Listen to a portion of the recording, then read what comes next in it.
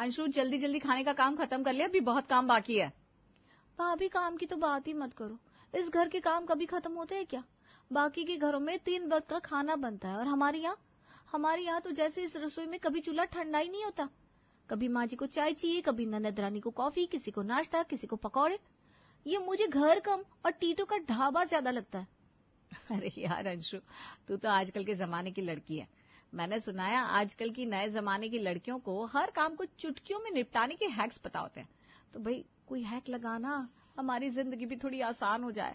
वरना कहीं ऐसा ना हो कि इस रसोई में खड़े होकर तरह तरह का खाना बनाते बनाते हम दोनों बूढ़े हो जाए। देखो भाभी, मुझे खाना बनाने से कोई तकलीफ नहीं है। ठीक है, परिवार के लोग खाना तो खाएंगे ही ना, 3 वक्त का खाना तो मैं भी बनाने के लिए तैयार हूँ। लेकिन ये जो वक्त बेवक्त की फिजुल फरमाइश चलती रहती है ना हमारे घर में, सबसे ज्यादा तकलीफ मुझे उससे है। और ये माँ जी का हर समय कुछ स्पेशल खाने की डिमांड करना, उससे मुझे इतनी सख्त चिढ़ है, मैं क्या बताऊं आपको। तू ये सोच, तेरे साथ तो काम में मदद करने के लिए फिर भी मैं हूं, लेकिन मैंने तो अकेले इतने साल माँ जी को झेला है। और सिर्फ माँ जी की क्या बताऊं, घर में तो कोई भी कम नहीं है। दोनों बहू आपस में बात कर ही रही थी, तभी ननद सुशीला घर के अंदर आती है। अरे सुशीला, तुम्हारा कॉलेज तो 4 बजे खत्म हो जाता है ना, अभी तो 7:30 बज रहे हैं, तुम अब घर में घुस रही हो, कहाँ थी इतनी देर तक? भाभी वो क्या है ना, एग्जाम बस आने वाले हैं तो कॉलेज में एक्स्ट्रा क्लासेस स्टार्ट हो गए हैं, और फिर एक्स्ट्रा क्लासेस करने के बाद एक्स्ट्रा भूख भी तो लगती है ना। इस भूख को मिटाने के लिए हम लोग राज कैफे में चले गए थे। इनका सही है भाई, ना किसी से पूछना है ना किसी को बताना है, जब मन किया घूमने निकल पड़ो। एक हम है, चाहे बाहर जाने की जितनी भी इच्छा हो, लेकिन ये घर के काम घर से बाहर जाने ही नहीं देते। अच्छा, अब आई गई हो तो कुछ खाने के लिए बना दूं, चाय पियोगी? अरे भाभी, मुझे नहीं पीनी आपकी चाय और बोरिंग पोहा। आज मैं जो खाकर आई हूँ ना, उसके स्वाद का तो अंदाजा भी नहीं लगा सकते आप। अरे ननद रानी, ऐसा क्या खाकर आ गई आप जो हमारे हाथ की चाय और पोहे फीके नजर आ रहे हैं आपको? भाभी मेरी बात मानिए, ननद रानी से कुछ भी बनवा कर देख ले, जब खुद मेहनत करके बनाएंगी ना तो स्वाद चोखा नजर आने लगेगा। अब बना बनाया मिल रहा है तो फीका तो लगेगा ही। भाभी, आप छोटी छोटी बातों को अपनी ईगो से क्यों ले जाकर जोड़ लेती हो? जो सच बात है तो वो है, कहाँ आपके हाथ के पोहे एकदम फीके फीके, कहाँ नाथुराम के चटपटे गोलगप्पे, खाते ही मुंह में पानी आ जाता है। एक एक गोलगप्पा ऐसा लगता है गोलगप्पे के पानी से नहीं, रस से भरकर खिला रहा है वो। तीखा, चटपटा, खट्टा, हर स्वाद का एकदम परफेक्ट कॉम्बिनेशन है नाथुराम के गोलगप्पे। अब आप ही बताओ, क्या आप मुकाबला कर सकते हो उसके हाथ के गोलगप्पे का? ये गंदगी से भरे हुए गोलगप्पे खाकर हमारी ननद रानी खुशी से फूल ही नहीं समा रही। अरे कभी सोचा है आपने, जिन हाथों को पानी में डुबा डुबा के वो आपको गोलगप्पे खिलाता है, दिन भर में कितनी बार धोता होगा उन हाथों को? एक बार भी नहीं। और उन्हीं गंदे हाथों से गोलगप्पे खाकर आप अपनी उंगलियां चाट रहे हैं। और एक हम है जो कोई भी चीज बनाने से पहले 3-3 बार हाथ धोते हैं, ये सोचकर कि परिवार वालों की सेहत के साथ कोई खिलवाड़ ना हो। और आप लोगों का क्या है, हमेशा बाहर के खाने के गुणगान गाते रहते हो। घर में खाना बनाने वाली दोनों भाभियां कितनी मेहनत करती है, उसका कोई वैल्यू ही नहीं है। दोनों बहुओं का मन ननद की बातें सुनकर बहुत खराब हो गया था। घर में बाकी लोग तो चाय नाश्ता पहले ही कर चुके थे, इसलिए अब दोनों देवरानी जेठानी रात के खाने की तैयारी में जुट जाती हैं। रात के समय क्या बनाया आज खाने में? परवल की सब्जी और रोटियां बनाई हैं। आप जल्दी से हाथ मुंह धो लो, खाना लगाते हैं। अच्छा हुआ भैया, हम लोगों ने ठेले पर पराठे खा लिए थे, वरना इनके हाथ की परवल की सब्जी खाकर टॉर्चर होना पड़ता। क्या कहा आपने? हमारे हाथ का खाना खाकर आप लोग टॉर्चर हो जाते हो? आपके कहने का मतलब ये है कि हम इतना बेकार खाना बनाते हैं? पत्नी को गुस्से में आंखें बड़ी करते हुए देखकर देवर तुरंत अपनी बात से पलट जाता है। अरे मेरे कहने का मतलब ये नहीं था, मैं कह रहा था कि आप लोग बिल्कुल ठीक कह रही हैं। इतनी गर्मी पड़ रही है, हर किसी के लिए अलग अलग समय पर गरम गरम खाना बनाकर देना संभव तो नहीं है ना। आप लोग एक साथ खाना बनाकर कैसरोल में रख देते हो, फिर जिसे जरूरत हो वो गरम करके खा ले। मुझे तो इसमें कोई बुराई नजर नहीं आती। वो तो बस मुझे थोड़ा गरम गरम खाना खाने की आदत है ना, इसलिए कैसरोल में रखा हुआ खाना पसंद नहीं आता। देवर जी, बातों को ज्यादा गोल गोल घुमाने की जरूरत नहीं है। मुझे सब समझ में आ रहा है आप क्या कहना चाह रहे हैं। आपने साफ साफ कहा कि अच्छा हुआ ठेले के पराठे खाकर आए हैं, नहीं तो सब्जी खानी पड़ती। परवल की सब्जी का ठंडे खाने से क्या संबंध है, आप बताएंगे जरा? अरे छोटे, तू भी ना, जरा सा इन लोगों ने तेज आवाज में बोला और तू तुरंत सरेंडर हो गया। अपनी बातों पे खड़ा रहना चाहिए। और सच बात यह है धर्मपत्नी जी कि आपके हाथ की ये परवल की सब्जी से हमारा मन भर गया है और अब हमें कुछ नया ट्राई करने का मन होता है। इसलिए आज हम लोग पहलवान के ढाबे से गर्मा गर्म पराठे खा कर आए। और अभी तो तुम मुंह बना रही हो, एक बार अगर तुमने भी पहलवान के पराठे खा लिए ना तो अपनी उंगलियां चाटती रह जाओगी। अरे शुद्ध देसी घी के पनीर और आलू भरकर क्या स्वादिष्ट पराठे बनाते हैं वो। एक बार बंदा खा ले, मरते दम तक उसका स्वाद ना भूले। हाँ हाँ, स्वाद कैसे भूलोगे? 5 स्टार होटल में जो खाकर आए हो। बातें तो ऐसी बड़ी बड़ी बना रहे हो जैसे कहाँ के सेठ हो तुम। अच्छे से जानती हूँ मैं, किसी ढाबे के नहीं ठेले के पराठे खाकर आए हो तुम। और आपकी जानकारी के लिए बता दूं, बाहर ठेले के पराठे कोई बहुत हेल्दी नहीं होते। सस्ता तेल, घटिया क्वालिटी का सामान इस्तेमाल करके खाना बनाकर बेचते हैं और आपके जैसे लोग उसी को चटकारे ले लेकर खाते हैं। एक बात बताऊं भाभी आपको, हेल्दी तो इस पोल्यूशन भरी हवा में सांस लेना भी नहीं है। तो क्या सांस लेनी छोड़ दी हमने? बस ऐसा समझ लो कि जैसे हम इस पोल्यूशन के कारण सांस लेना नहीं छोड़ सकते, वैसे ही ठेले का खाना खाना भी नहीं छोड़ सकते। अब ये रोज की बात हो गई थी। देवर हो या ननद या उनके पतिदेव, सब कुछ न कुछ बाहर का खाकर आते और फिर घर जाकर जी भर के उसकी तारीफ करते, जिसके कारण अंशु और अनवी दोनों ही बहुत परेशान नजर आ रही थी। दोपहर के समय, बड़ी बहू मेरे मित्र आए हैं, जरा चाय के साथ कुछ अच्छा सा बना देना। पिताजी पकौड़े बना देती हूँ, ठीक है ना?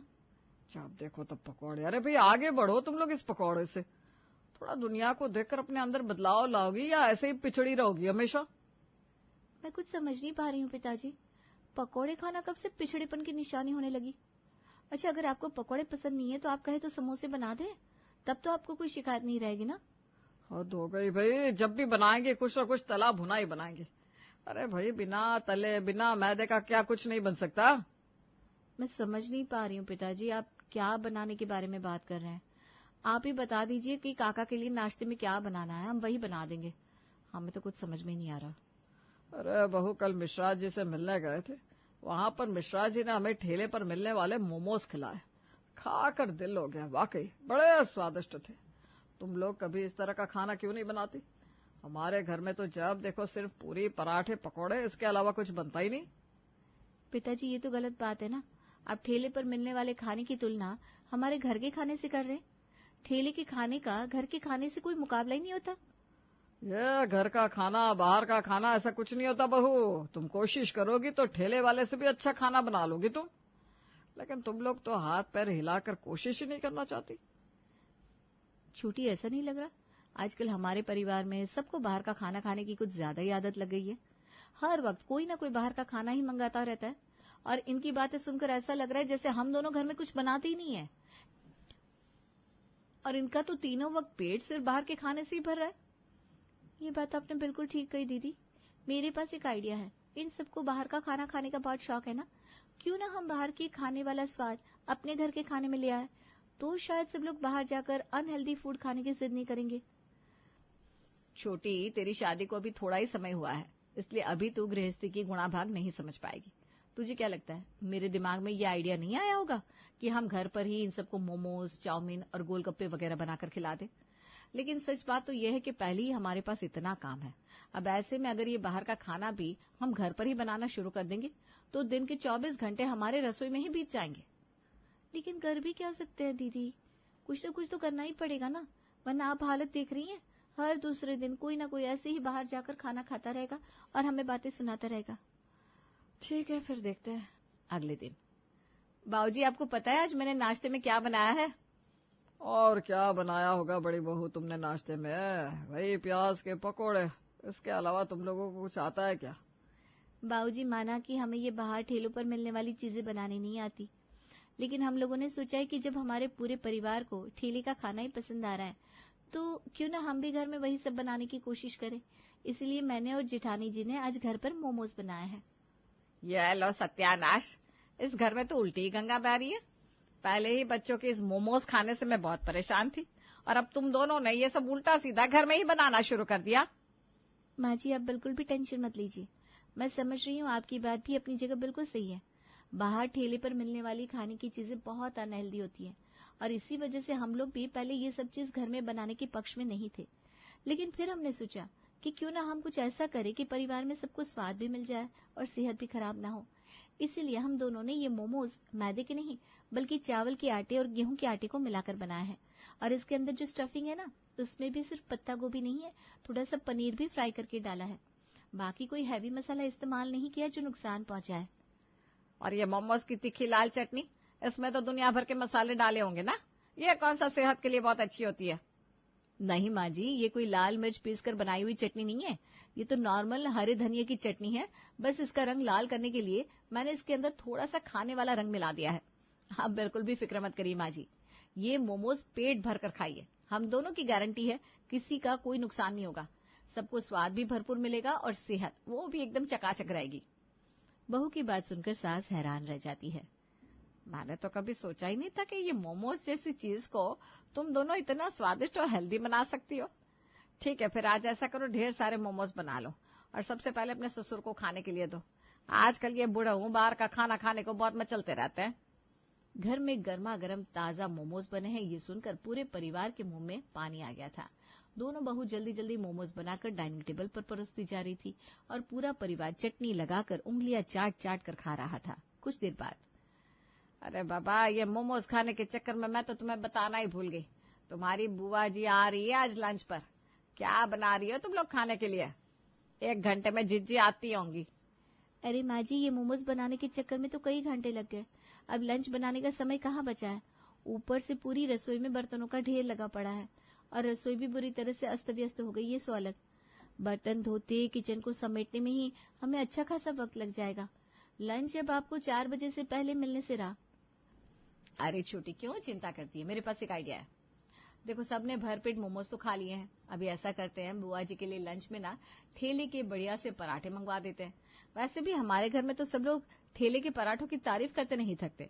अब मोमोज घर के खा लिए हैं तो ठेले के पराठे भी हो जाए, क्या कहती हो?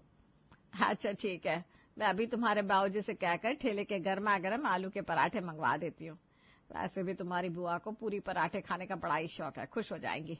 और उन्हें कौन सा पता लगने वाला है कि हमने ठेले से मंगवाए या घर में बनाए हैं। ठीक है बहू, तुम दोनों अपना काम निपटा लो, लंच का काम हो जाएगा। रसोई में आकर, भाभी आपने माँ जी से झूठ क्यों बोला कि रसोई में बर्तनों का पहाड़ खड़ा है? मेरी आदत है, मैं रसोई में साथ साथ काम खत्म करती जाती हूँ। अरे छोटी, रसोई में खड़े खड़े मेरी तो कमर टूट गई है। अब कम से कम लंच में तो थोड़ा आराम मिले हमें। घर वालों के तानों से बचने के लिए दोनों बहुएं अब लगभग हर रोज घर पर ही ठेले जैसे चाउमीन, गोलगप्पे, वेज रोल, कभी मोमोज बनाना शुरू कर देती हैं, जिसे खाकर सभी वाह वाह कर उठते हैं। लेकिन ये सब चटर पटर खाने में एक और चीज होनी शुरू हो गई थी, और वो ये कि अब लगभग हर दूसरे दिन लंच या डिनर के लिए ठेले के पराठे आने शुरू हो गए थे। मम्मा, मेरे स्कूल बस के आने का टाइम हो रहा है, जल्दी से टिफिन दो। बेटा, तुम्हारा टिफिन तो बन नहीं पाया। ऐसा करो, ये लो पैसे। लंच टाइम में ना तुम्हारे स्कूल के गेट के बाहर पराठे के ठेले वाला आता है ना, उसी से लेकर पराठे खा लेना। और जब तुम लौट कर आओगे ना, तो मम्मी तुम्हारे लिए आज स्पेशल वेज चाउमीन बनाने वाली है। ठीक है मम्मा। चिंटू पैसे लेकर स्कूल चला गया। 4th पीरियड में टीचर ने कहा, ओके स्टूडेंट, आज लंच टाइम में मैं आप सबको एनुअल फंक्शन की तैयारी के लिए ऑडिटोरियम में ले जाने वाली हूँ। इसलिए आप सब लोग आज अपना लंच फिनिश कर लो फटाफट, वरना फिर बाद में टाइम नहीं मिलेगा। टीचर के कहने पर बाकी बच्चे अपना अपना टिफिन बॉक्स निकालकर लंच करने लगते हैं, लेकिन चिंटू वो तो घर से लंच लाया ही नहीं था। बेटा क्या बात है, तुम टिफिन लेकर नहीं आए हो क्या आज? मम्मा ने पैसे दिए थे और कहा था लंच टाइम में जो स्कूल के गेट के बाहर ठेले वाले अंकल हैं उनसे लेकर पराठे खा लूं। अभी 3 दिन पहले भी तुम स्कूल के गेट पर खड़े होकर ठेले के पराठे खा रहे थे। क्या बात है, तुम्हारी मम्मा की तबीयत तो ठीक है? अचानक से ठेले का खाना क्यों खिलाने लगी तुम्हें? वो हमारे घर में ना नॉर्मल खाना बनता था पहले, तो मम्मा मुझे टिफिन बना कर देती थी। लेकिन आजकल हमारे घर में रोज रोज चाउमीन, बर्गर, मोमोज ये सब बनता है, तो मम्मा ने बोला उनको ये सब बनाने में काफी टाइम लगेगा, तो मेरा लंच नहीं बना पाएंगी। चिंटू की बात सुनकर टीचर का माथा ठनक जाता है। ठीक है, तुम अपनी मदर को बोलना कि सैटरडे को मुझे आकर मिले। स्कूल से आए हुए नोटिस को पढ़कर चिंटू के मम्मी पापा सैटरडे के दिन टीचर से मिलने स्कूल पहुंचते हैं। मुझे समझ में नहीं आ रहा, मैं आप दोनों को क्या समझाऊं? छोटे छोटे बच्चे ये गलती करते हैं तो समझ में भी आता है, लेकिन आप तो पेरेंट्स है ना। क्या आपको ये बात समझ में नहीं आती कि ठेले का खाना खाना हेल्दी नहीं होता? पहली बात तो रोज रोज पूरी या पराठा खाना हेल्दी नहीं है। और ठीक है, अगर आपको खिलाना भी है तो कम से कम घर का बना हुआ तो खिलाइए। आप इतने लापरवाह कैसे हो सकते हैं कि रोज रोज चिंटू को ठेले पर पराठे खाने के लिए बोल देते हैं? और सिर्फ ठेले के पराठे नहीं, उसके अलावा भी चिंटू ने बताया कि आपके घर में रोज डिनर या लंच के लिए जंक फूड ही बनता है। आपको समझ में भी आ रहा है आप बच्चों की लाइफ के साथ कितना बड़ा खिलवाड़ कर रही हैं? टीचर की बात सुनकर चिंटू के मम्मी पापा गर्दन झुकाकर बैठ जाते हैं। मुझे माफ कीजिए मैम, आप ठीक कह रहे हैं। बहुत स्वार्थी हो गई थी मैं, अपने परिवार की सेहत का ख्याल रखने के बजाय सिर्फ अपने आराम से प्यार करने लगी थी। इसीलिए रोज रोज काम से बचने के लिए मैं सबको ठेले पर पराठे खाने के लिए बोल देती थी। लेकिन मैं वादा करती हूँ आगे से कभी भी चिंटू को बाहर का कुछ भी नहीं खिलाऊंगी। ये सब हमारी गलती से शुरू हुआ था। चिंटू की मम्मी तो हमेशा से घर का बना हुआ हेल्दी फूड ही हमें खिलाना चाहती थी, लेकिन हमने ही रोज रोज ठेले के खाने की तारीफ करके उसे कि वो घर पर हमारे लिए रोज जंक फूड बनाए। और हम ही थे जो घर के बने ताजा पराठों की बुराई करके ठेले के पराठों की रोज रोज तारीफ किया करते थे। कोई भी औरत होती तो वो भी शायद यही करती। अगर चिंटू की माँ की गलती है तो इस मामले में मेरी भी बराबरी की गलती है। मुझे खुशी है कि आप लोग अपनी गलती को समझ गए। कभी कभार बाहर का खाना खाना स्वाद के लिए ठीक है, लेकिन उस ठेले को अपने घर तक ले आना समझदारी नहीं है।